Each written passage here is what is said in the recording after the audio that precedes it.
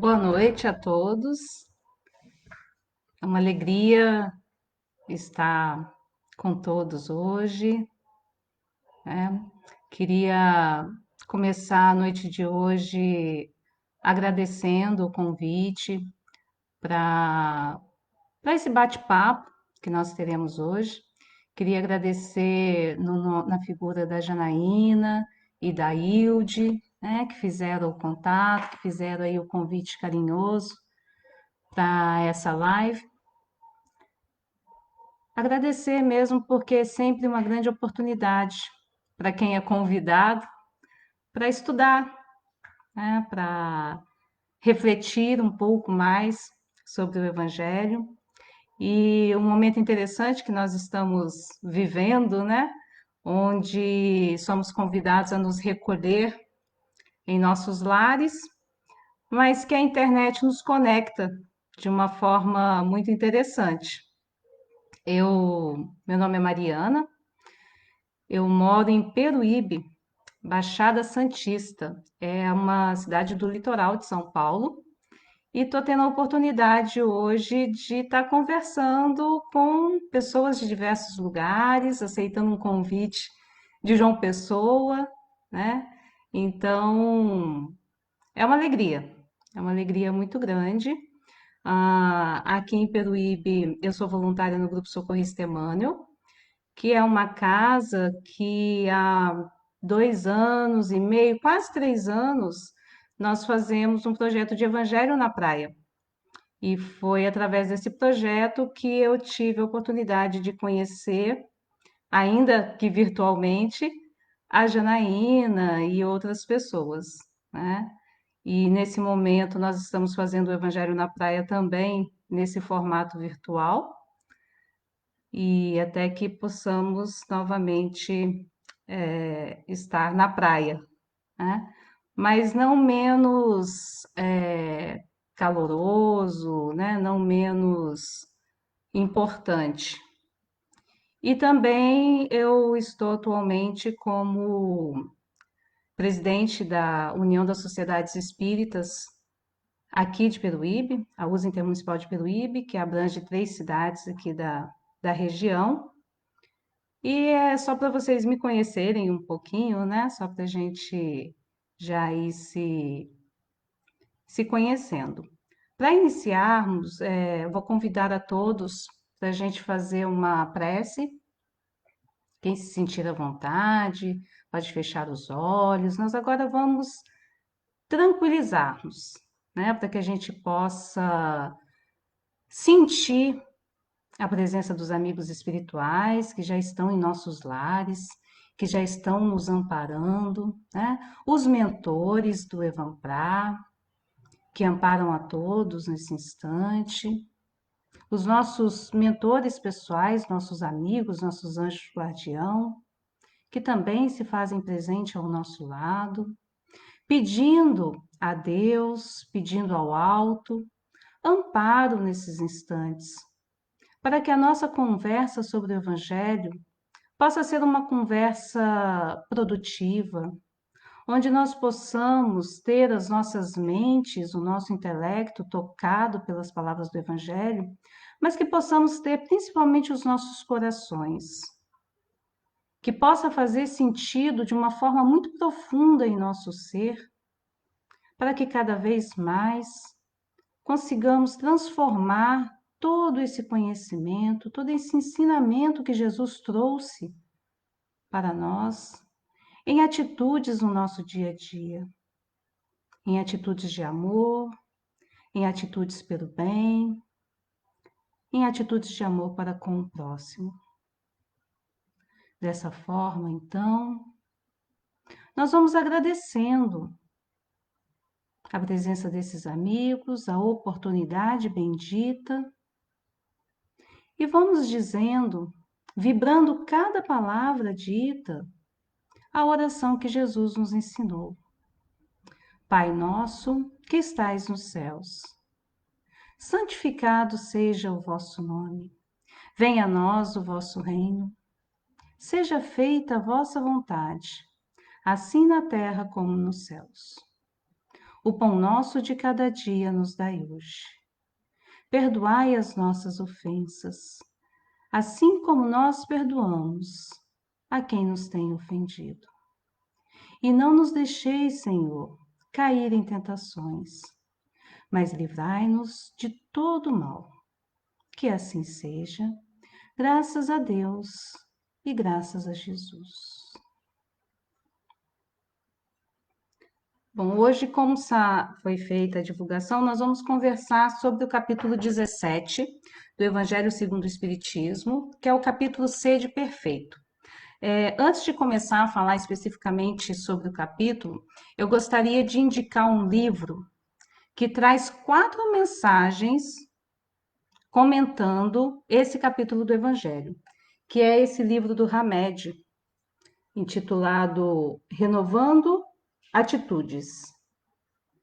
Tem 2 mensagens especificamente, uma que fala sobre o dever e a outra que fala sobre perfeição, que é o que vai pautar um pouco a nossa conversa de hoje, mas são 4 mensagens muito interessantes comentando esse capítulo, o que nos faz pensar sobre a importância do capítulo, embora ele seja aparentemente simples, curto, eu costumo até dizer que esse capítulo ele é um roteirinho, né? Ele é muito claro num roteiro, num propósito, né? Quase como que um manual de como nós deveríamos ou como nós devemos nos portar diante da vida. Mas, embora ele seja tão claro, ele traz algumas questões, alguns conceitos que é muito importante de nós trabalharmos bem, para a gente não cair em extremos, ou para a gente, de repente, não achar que está cumprindo para com o que esse capítulo nos propõe, e na verdade não estamos, né? E aí a primeira frase que cabe uma reflexão é a de Jesus, né? Que diz: sede, pois, vós outros perfeitos, como vosso Pai Celestial é perfeito. Ele fala para sermos perfeitos. E aí nós precisamos entender o que é essa perfeição.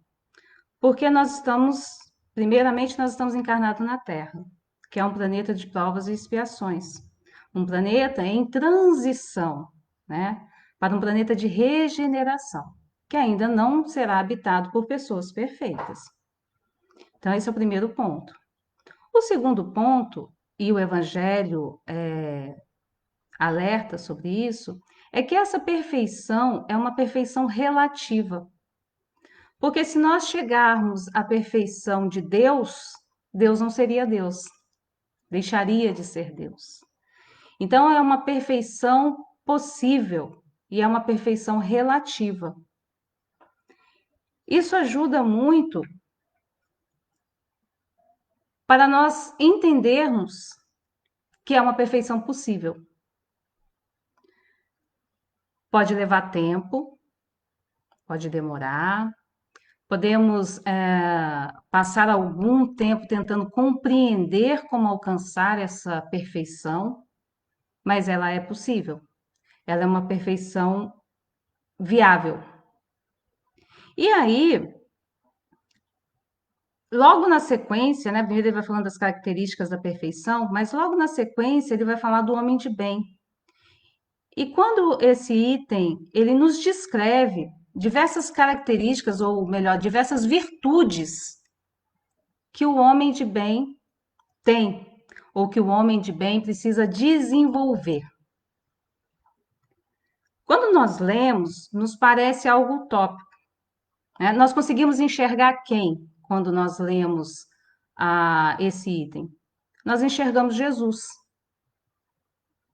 E faz muito sentido nós enxergarmos Jesus, porque nós vamos ver lá no Livro dos Espíritos, vou pegar o número da questão para ficar como fonte, na questão 664, Kardec pergunta assim aos espíritos: qual é o tipo mais perfeito que Deus ofereceu ao homem para poder lhe servir de guia e de modelo? E aí a resposta é direta: vide Jesus. Então, quando nós vemos todas aquelas características do homem de bem, nós vemos Jesus, nós conseguimos enxergar Jesus. E isso, por vezes, nos gera uma ansiedade, porque muitas vezes nós falamos assim, mas Jesus é Jesus. Mas Jesus é um espírito que foi evoluindo, que foi se desenvolvendo e que veio até o planeta, aceitou essa missão planetária, encarnou para nos mostrar que tudo o que ele trouxe no Evangelho era possível de ser experienciado. Todos os ensinamentos de Jesus foram praticados por Jesus. E muitas das vezes ele dava o exemplo, ele fazia, ele tomava uma decisão em alguma situação e a partir dali ele trazia um ensinamento. Isso é importante porque a palavra ensina, mas o exemplo arrasta, né? E Jesus nos deu exemplo de como ser um homem de bem. Então, além de nós termos que trabalhar talvez com uma certa ansiedade espiritual que nós trazemos, uma certa ansiedade em nos tornarmos perfeitos rapidamente, nós também precisamos trabalhar dois conceitos, que é o de perfeição e o de perfeccionismo. Porque às vezes nós entendemos o perfeccionismo como uma qualidade, numa entrevista de emprego, por exemplo, qual é o seu defeito? Aí muitas vezes nós falamos que é o perfeccionismo, né? Entendendo que não seria assim tão defeito. Mas o perfeccionismo, ele não aceita imperfeição. Ele não aceita a imperfeição do outro, ele não aceita a imperfeição do planeta e ele não aceita a sua própria imperfeição. Então, o perfeccionista, ele tem dificuldade de lidar com a sua imperfeição. E todos nós que estamos encarnados na Terra somos imperfeitos. E aí, por vezes, nós nos paralisamos diante dos desafios da vida, porque nós queremos fazer aquilo de uma forma tão perfeita que nós preferimos não fazer, para não errar. E muitas vezes isso nem é de uma forma consciente. Muitas vezes a gente simplesmente se vê como se estivesse amarrado diante de uma situação, não consegue se desvencilhar, não consegue tomar uma atitude ou não consegue agir, porque aquele nosso perfeccionismo nos paralisa. Quem nunca passou por uma situação assim? Então, perfeição não quer dizer perfeccionismo. Perfeição é nós termos uma meta, é nós sabermos onde nós queremos chegar e trabalhar da melhor forma possível com as ferramentas que nós temos para alcançar aquela meta. E é exatamente o que esse capítulo do Evangelho nos propõe. Ele nos dá uma meta. Qual é a meta? Sermos perfeitos. Qual o modelo de perfeição que nós temos? O Livro dos Espíritos nos traz Jesus. Então, nós temos Jesus como meta. Quanto tempo nós levaremos para alcançar essa perfeição? Vai depender das nossas escolhas, vai depender do nosso conhecimento, vai depender do nosso empenho em chegar a essa meta. Entendido que perfeição e perfeccionismo são coisas diferentes, é importante a gente pensar sobre a ansiedade. Nós somos espíritos imortais, né? Tivemos outras experiências na matéria, outras encarnações. Trazemos uma bagagem com acertos, mas também com muitos erros. E isso está tudo guardado na nossa memória espiritual, né? Embora não esteja consciente nesta encarnação, mas nós temos tudo isso guardado na nossa memória espiritual, no nosso inconsciente. E como nós já erramos muitas vezes, de certa forma nós trazemos esse medo, essa insegurança de não sermos capazes de vencer o desafio dessa vez. E isso às vezes nos gera uma ansiedade. Quantas vezes, quando nós conhecemos a doutrina espírita, nós não falamos, se eu soubesse disso antes, se há 10 anos atrás eu tivesse a cabeça que eu tenho hoje, com o conhecimento que eu tenho hoje, quanta coisa eu não teria feito diferente. Essa reflexão, ela é importante, mas nós não podemos deixar que ela se transforme em culpa, porque a culpa paralisa, assim como o perfeccionismo. A ansiedade, num nível muito grande, nos paralisa. E aí, nós precisamos fazer essa reflexão que sim, nos enganamos, não apenas em outra encarnação, mas nessa também, né? Cometemos erros, mas a partir do momento que nós vamos adquirindo conhecimento, informação, experiência, maturidade, nós começamos a tomar outras decisões e começamos a acertar mais. E essa maturidade vem justamente, e muitas vezes, pela percepção das consequências dos nossos erros. Então, é um processo natural, é um processo normal que todos nós passamos, vivenciamos. E esse capítulo nos convida, né, ao desenvolvimento de várias virtudes, mas eu diria que uma virtude é primordial, que é a humildade. Porque aquela pessoa que é humilde, ela sabe que ela tem sempre mais a aprender. Quem é humilde sabe que ainda não chegou no ponto final, que se aprende com o outro, que se aprende com a vida, que temos sempre mais a estudar. E é interessante quando nós falamos de estudar, e a doutrina espírita fala muito, né, do estudo, porque esse estudo não é somente o estudo intelectual, né? Não é somente o estudo dos ensinamentos de Jesus, de Kardec, mas é um estudo de nós mesmos, que é a nossa busca por autoconhecimento, porque somente assim nós vamos conseguir fazer o que nós ouvimos muito na casa espírita, nas palestras espíritas, nos livros, que é a reforma íntima. Se nós fizermos um comparativo com uma reforma que nós fazemos em casa, a gente não reforma algo que a gente não conhece, né? Vou reformar um quarto. Eu vou saber as medidas do quarto, o material que foi utilizado ali, o que que eu quero para aquele quarto, né? O que que eu quero mudar, o que que eu preciso reformar?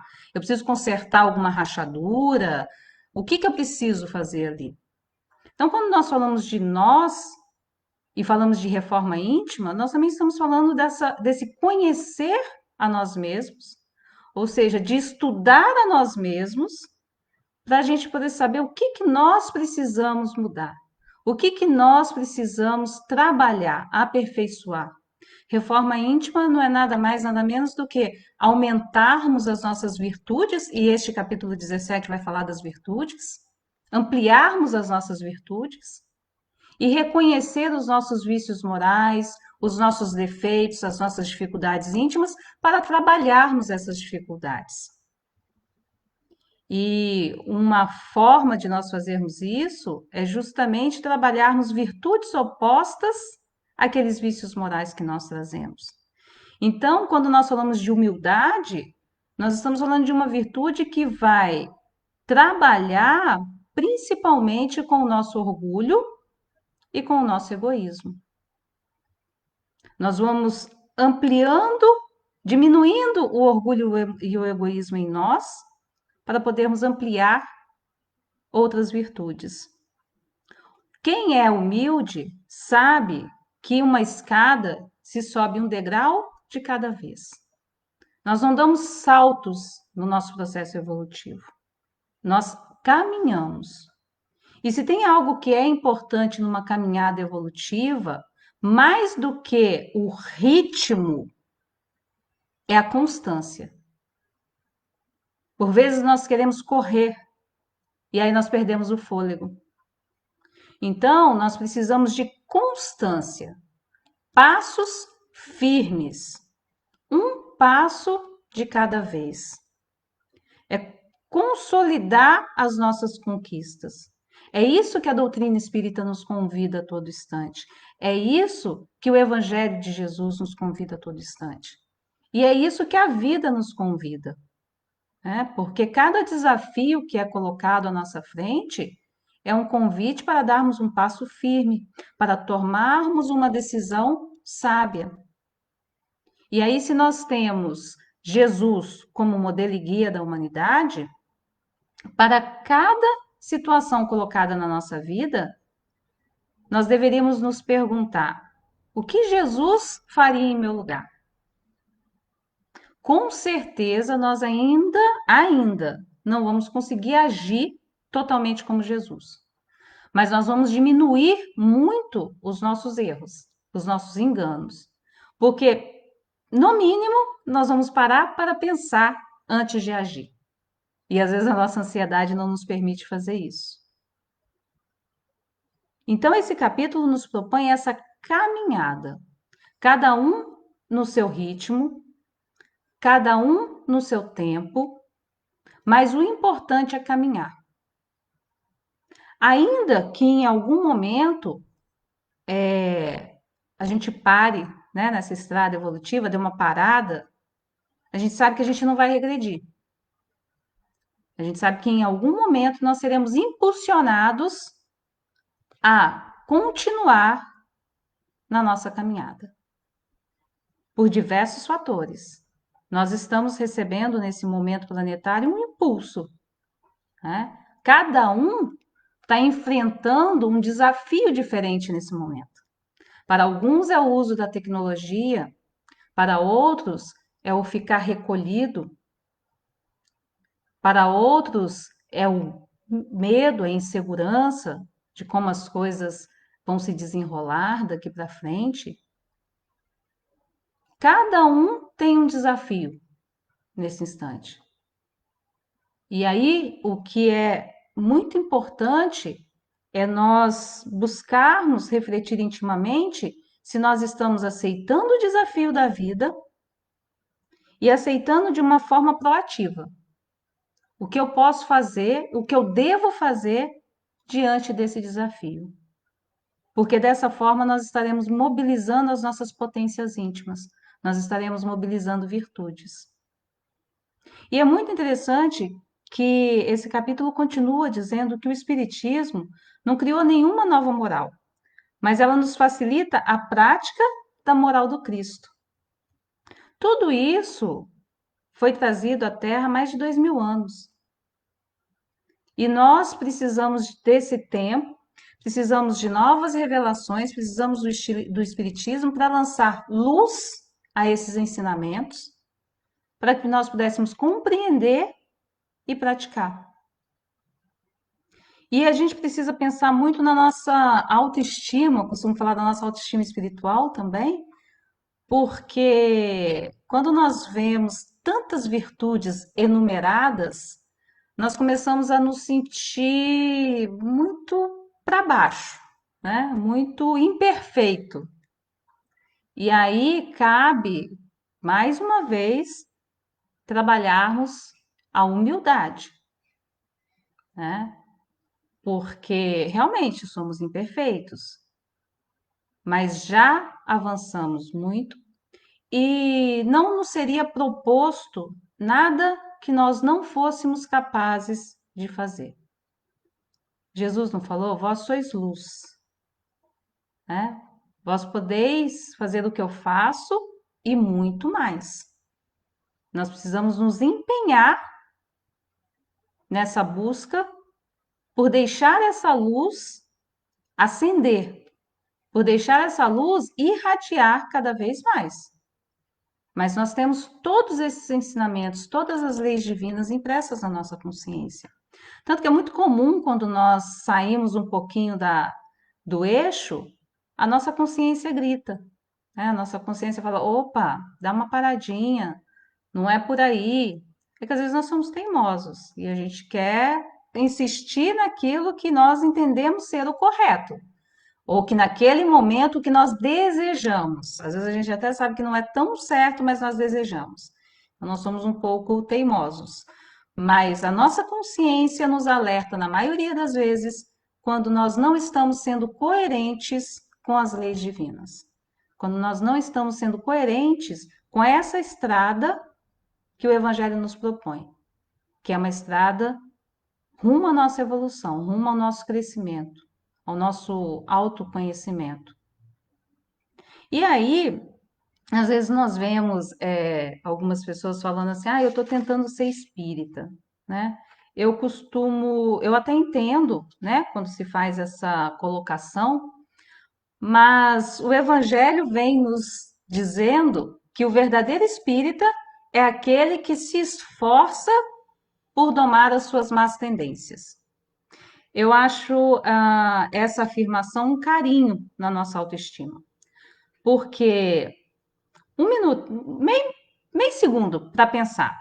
Você hoje, você hoje, nesse momento que nós estamos aqui conversando, você se esforça para ser melhor que ontem? Se você faz isso, você é um espírita, você é um bom espírita, você é um bom cristão. Se eu olho a minha trajetória, eu percebo que eu me esforço por ser melhor do que eu fui ontem, do que eu fui há 5 anos, do que eu fui há 10 anos. Ou seja, eu sou espírita, eu sou uma boa espírita, nesse sentido de que estou me esforçando para ser cada vez melhor. E todos nós estamos nesse momento, né? Todos nós que conhecemos o Evangelho, todos nós que já temos Jesus como nosso modelo, nós já estamos nos esforçando por ser seres melhores, né? E aí esse capítulo vai nos falar também sobre o dever. E é interessante porque ele coloca que o dever é a obrigação moral diante de si mesmo primeiro e dos outros em seguida. O dever é a obrigação moral diante de si mesmo primeiro e dos outros em seguida. Muitas vezes, quando nós lemos o Evangelho, nós lembramos de outras pessoas, né?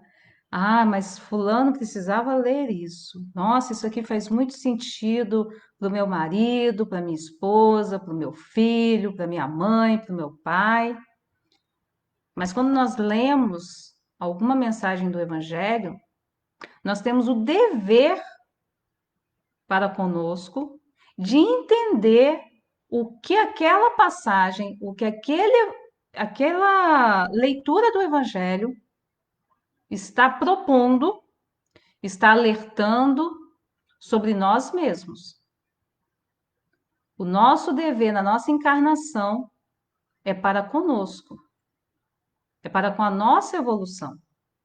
E isso não é egoísmo, isso é autocuidado, isso é compreensão de que nós não mudamos ninguém além de nós mesmos, portanto, isso é maturidade, porque muitas vezes nós queremos mudar o outro, nós queremos mudar o mundo, nós queremos mudar todos ao nosso redor, todas as situações ao nosso redor, e não olhamos para nós mesmos. E quantas vezes, quando compreendemos que a mudança começa por nós e começamos a empreender esforços nesse sentido, as coisas e as pessoas ao nosso redor também mudam, né? Quando falamos de transição planetária, é importante ter isso em mente, porque às vezes a gente fica esperando que essa transformação vai acontecer e que nós vamos acordar num planeta melhor. E não é isso, né? Um planeta melhor, ele vai ser formado por pessoas melhores, vai ser formado por indivíduos melhores, por indivíduos conscientes de si, consciente do outro. Então, muitas vezes, quando nós cuidamos mais do outro do que de nós mesmos, nós estamos fugindo desse processo de autoconhecimento necessário que todos nós precisamos passar, todos nós precisamos buscar, né? E esse dever para com o outro, ele é consequência do que eu faço para comigo mesmo. Esse dever é fazer tudo com amor, desde as menores situações, desde as menores coisas do nosso dia a dia, até aquelas mais importantes, mas fazer tudo com amor, né? Quando eu cuido da minha saúde física, eu estou me tratando com amor. Quando eu cuido da minha saúde emocional, da minha espiritualidade, eu estou me tratando com amor. Quando eu cuido do outro, quando eu percebo alguém numa situação de tristeza, né, de amargura, às vezes as pessoas não falam, mas nós conseguimos perceber que o outro está passando por alguma turbulência e eu lanço um olhar carinhoso sobre aquela pessoa. Um bom dia diferente, um bom dia vibrando realmente o desejo de bom dia para o outro, né? Uma palavra, um perguntar como você está, realmente querendo ouvir a resposta, né? E não só uma pergunta protocolar, por educação, por verniz social. Quando eu faço isso, eu estou tendo atitudes de amor. Eu estou cumprindo para com o meu dever. No meu trabalho, quando eu faço algo com dedicação, porque eu sei que alguém, aquele trabalho, aquilo que eu estou fazendo, vai gerar impactos e consequência em alguém, seja qual for o trabalho, e vai gerar impactos, inclusive, em mim mesmo, porque quanto mais dedicação eu tenho naquilo que eu me proponho a fazer, mais eu vou aprender, mais eu vou crescer, eu estou cumprindo para com o meu dever. Então, nós não precisamos de grandes situações para sermos bons. Nós precisamos ser atentos aos detalhes e ser atentos a nós mesmos. E tem uma colocação nesse capítulo, quando ele vai falar da perfeição, e ele fala isso logo no começo, mas eu deixei para colocar agora, que de certa forma eu acho que resume de uma forma muito interessante essa questão do dever e essa questão das virtudes que nós precisamos adquirir ou que nós precisamos fortalecer em nós. Que é quando o Evangelho diz assim: a perfeição é a prática da caridade em sua mais larga acepção, porque implica na prática de todas as virtudes. Ele fala da prática da caridade porque ele inicia esse capítulo falando do perdão aos inimigos, né? Do perdão àqueles que nos causam ofensas. E a prática da caridade mobiliza diversas virtudes em nós. E aí a gente precisa compreender o verdadeiro sentido da caridade. E nós vamos encontrar essa pergunta e essa resposta no Livro dos Espíritos. A pergunta 886 diz assim: qual é o verdadeiro sentido da palavra caridade como entendia Jesus? E aí a resposta: benevolência para com todos, ou seja, bondade para com todos e para com todos os seres.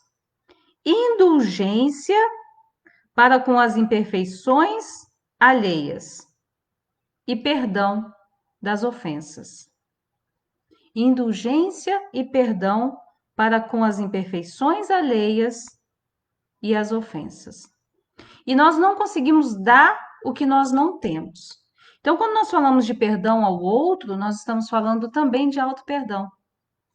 É só nós lembrarmos do ensinamento de Jesus: amar ao próximo como a si mesmo. Nós só conseguimos amar ao próximo se nós amamos a nós mesmos. Ou seja, nosso dever, esse amor para conosco e aí para com o outro. Eu só consigo perdoar o outro se eu consigo me auto-perdoar. E aí, para perdoar, eu preciso compreender que todos somos imperfeitos e que muitas vezes aquilo que nós levamos como uma ofensa surge do erro, do engano e da imperfeição do outro. E não necessariamente porque o outro queria nos ferir ou queria nos machucar. Enquanto nós percebemos, então, que somos todos imperfeitos e que, sendo imperfeitos, somos passíveis de enganos, que nós também nos enganamos e que nós também cometemos erros com o outro, ofendemos o outro, fica mais fácil esse exercício do perdão. Fica mais fácil perdoar, ou pelo menos empreender esforços nesse sentido. Porque nós precisamos desenvolver o amor em nós para conseguirmos perdoar plenamente. E aí, diante dessas reflexões que o Evangelho nos propõe, esse capítulo vai trazer também a parábola do semeador. Eu gostaria de deixar para todos nós, porque eu também faço frequentemente essa reflexão. A parábola do semeador diz que o semeador saiu a semear, né, lançando sementes, e que algumas sementes caíram à beira do caminho. Os pássaros vieram, comeram as sementes. Algumas caíram entre os pedregulhos, né, não tinha muita terra. Assim que o sol forte saiu, queimou as sementes. Outras caíram em meio aos espinheiros, né? Até começaram a crescer, mas foram sufocadas pelos espinhos. E houve aquela semente que caiu na terra fértil, na terra fofa. E essa semente, ela cresceu, ela foi se fortificando até virar uma planta, uma árvore e dar frutos. Nós podemos tecer diversos comentários sobre essa parábola, mas acho que cabe hoje nós pensarmos em qual dessas etapas nós estamos. Qual o solo que nós somos? E nós precisamos fazer essa reflexão com muito amor, com muito carinho, acolhendo quem nós somos. Porque todos nós passaremos por todas essas etapas. Todos, sem exceção. Agora, por que é importante compreender qual solo eu sou hoje? Para que eu possa, se ainda não sou o solo fértil, ser esse solo fértil. Ser esse solo que permite que a planta cresça e dê frutos. E nós não podemos esquecer, e aí praticando a humildade, que o semeador é Jesus. Nós contribuímos com a semeadura através dos frutos que nós damos, porque os frutos têm sementes, né? E esses frutos, ao serem lançados, essas sementes vão sendo lançadas ao solo e também vão germinar. Mas o semeador maior é Jesus. A obra é de Jesus. Então, quem somos nós nesse processo? Onde nós estamos nesse processo? Onde nós queremos chegar? Somos capazes de muito. E é isso que esse capítulo nos propõe. Chegarmos onde nós somos capazes de chegar. Nesta encarnação, alcançaremos uma etapa. Nas próximas, alcançaremos outras etapas. O importante é termos em vista isso, a perfeição, nosso modelo é Jesus. E trilhar com passos firmes, com constância, né? Porque se pensarmos na semente lá da parábola, né? Aquela que estava entre os espinhos, ela até cresceu, começou a crescer, mas no momento em que foi sendo abafada pelos espinhos, e nós podemos entender esses espinhos como materialismo, como os nossos apegos na matéria, ela não suportou e cedeu. Se nós reconhecemos que nós estamos nesse momento, o que nós precisamos para avançar? Compreender mais o Evangelho, praticar mais o Evangelho, sentir o Evangelho, porque algumas coisas são do campo do entendimento, outras são do campo do sentimento. Quem somos nós nesse processo? E tendo sempre em vistas a pergunta que vai nos nortear. Em meu lugar, o que Jesus faria? Então, tendo em vistas essa perfeição relativa que todos nós somos capazes de alcançar e que tenho certeza todos nós chegaremos lá, porque já temos o coração tocado para refletir sobre essas questões, e esses já são os primeiros passos. Nós vamos concluindo essa conversa de hoje, aproveitando para fazer vibrações, que é um exercício de amor, né? Que é um exercício de caridade, porque esse momento nos mostrou que muitas vezes a oração e a vibração é o trabalho que nós podemos fazer e que nós devemos fazer, porque nos fortalece, né? Porque nós somos os primeiros beneficiados e também beneficiamos a todo o nosso planeta. Então, nós vamos concluindo, permitindo que essas palavras do Evangelho, que essas palavras de Jesus, sejam lançadas nos nossos corações como sementes e permitindo que elas floresçam, que elas frutifiquem, né, e que nós possamos ser cada dia seres melhores. Nós vamos então, com muito amor, permitindo que de nós se despreendam energias salutares, vibrações amorosas, cada um doando aquilo que de melhor possui. E que essas vibrações sejam guiadas para envolver todo o nosso planeta Terra, ajudando na implantação da paz mundial, na harmonia entre os povos. Que essas vibrações possam chegar a tantos locais que hoje convivem com conflitos armados, com as mais diversas dificuldades e vicissitudes da matéria.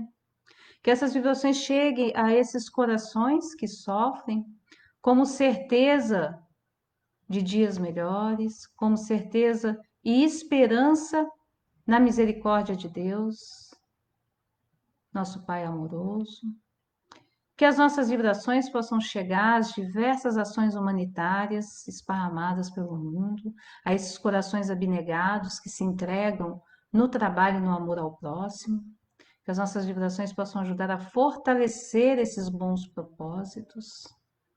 Vamos vibrando por todas as lideranças mundiais, por todos os cientistas, por todos os médicos, para que tenham discernimento, sabedoria, força e equilíbrio no desenvolvimento das suas atividades em prol da humanidade, que seja sempre com vistas ao desenvolvimento e ao bem-estar da humanidade.